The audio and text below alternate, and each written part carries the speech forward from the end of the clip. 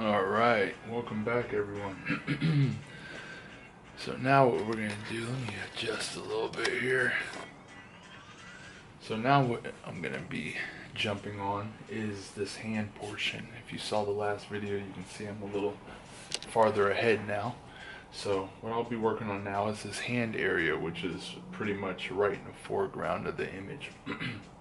So I'll be using more of the softer lead, less of the harder lead, because I want darker lines, thicker lines around this whole frontal area, so that it's very easily understood that it's in the forefront. So I'm gonna go ahead and I'm gonna use the hard lead to put in my my parts of the hand, my pieces, and I use a lot of rectangles in the hand, or like I like to call organic rectangles. So you see I placed the knuckles in there, and then the fingers are kind of made up. I think of Transformers when I make the hands. It's like I break it down into rectangular segments. Here's the far thumb. Now Sasuke doesn't have any type of armor going across his hand or anything, so this is going to be pretty much cut and dry. I'm going to go ahead and show those thin bones that extend from the knuckles under the skin. I might have a vein overlap, maybe, I'm not sure, but we'll put it there. Wrinkles in between.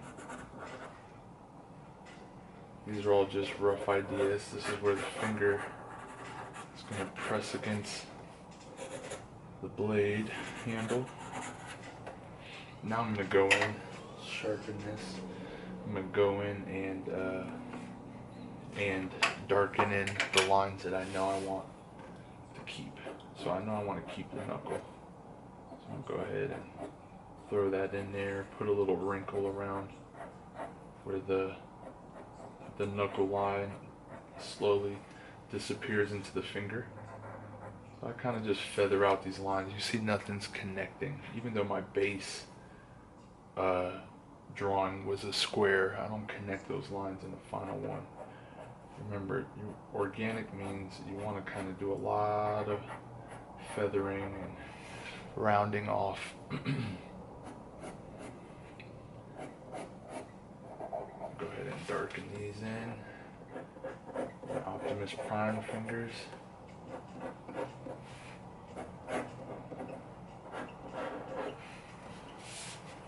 Now the good thing about this lead is it's really easy to erase.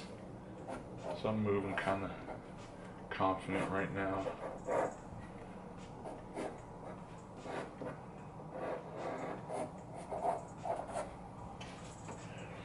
Same on this far side. Go ahead and get this in there.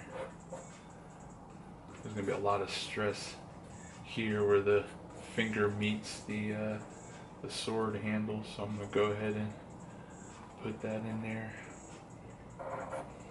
Make sure I don't lose my knuckles, darken those lines.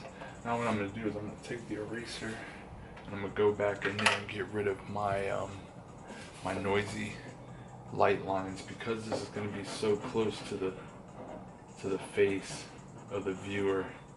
I really need this clean. Usually I have a thin eraser, but I just don't have one right at the moment, I realized. So I'm just going in here and trying not to hit my soft lead line, trying to get rid of that light line work. I'm not going to get too meticulous with it, especially dealing with a big eraser, because you're just going to end up making a mess. So just be happy with what you can get out of there, and if you're bringing it onto a digital format, you'll be able to get rid of the rest of the noise. But you see how that cleans it up. And anything I take away, any lines that I erase accidentally, that's what we're going to handle next.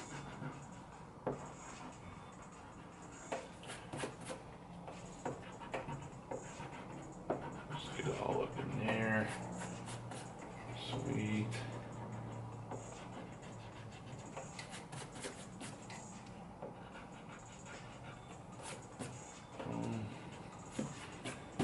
we go. So obviously I probably took away a little bit, but I'm gonna, instead of going back in with the soft lead, I'm actually gonna go back in with my harder lead and clean this up now.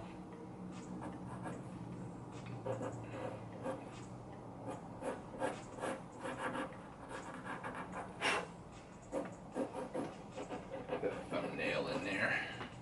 This is the far edge of the image. I want the eye to stop here, so I'm gonna make sure I drop a heavy line on this outer edge.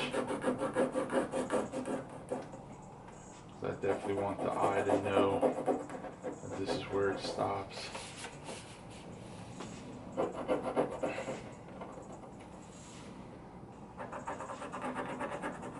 So I could do this with softer lead, but I really don't want this area in the front to have soft lead, because I plan on adding some more into the background of this drawing, and I don't want to have to tend to this area and be worried about making too much of a mess. I still use a piece of paper, but you know, I don't want baby powder sitting up here, so to speak. That's really how soft lead feels when dealing with it.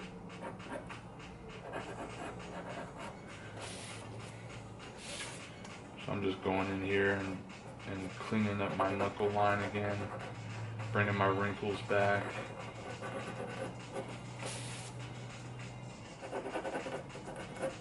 Bring these in here. Go ahead and define this bottom edge of the hand. There's stress, like I said, there's stress in this area, so I'm going to go ahead and drop a real dark line where the finger meets the weapon.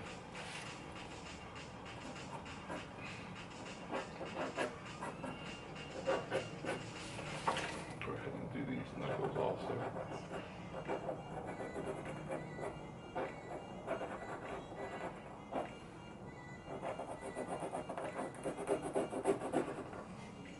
There we go.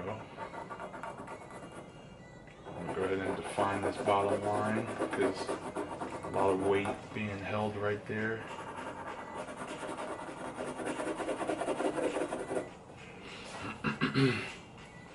Notice how I'm not going heavy on the inside.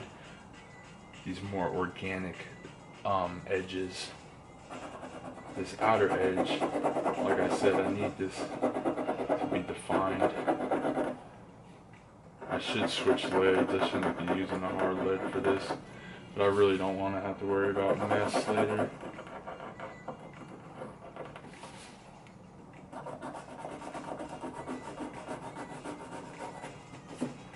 Now go in here and just kind of darken certain parts of it just to make sure it's still there, these lines, because I still want the fingers to be, you know, readable. Same down here. I'll add a little line weight to separate these fingers out. Down here, a little line weight here, so this little wrapping is obviously laying on top of the hand. And then really up to you is how much noise and texture lines you want to put on the inside of all this space. I like to go kind of crazy, but with this character, you know, he's kind of more of an elegant, polished fighter, so I don't want to show him too war-torn. But I'll add a little bit of my hairlines.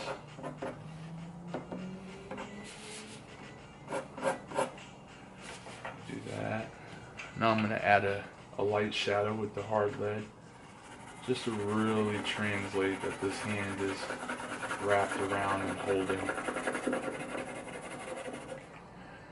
And obviously there's going to have to be an even darker shadow on this far edge, this far thumb.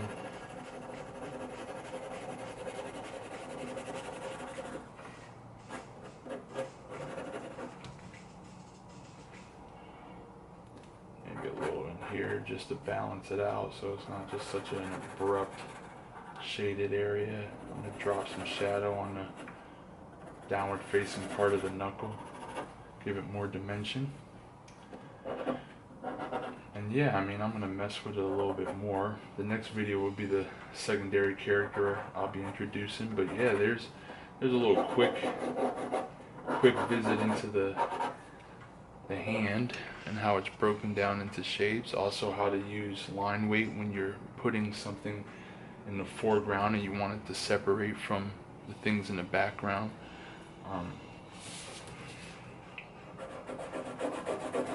I forgot to do this earlier, but I have to fix the width of this blade.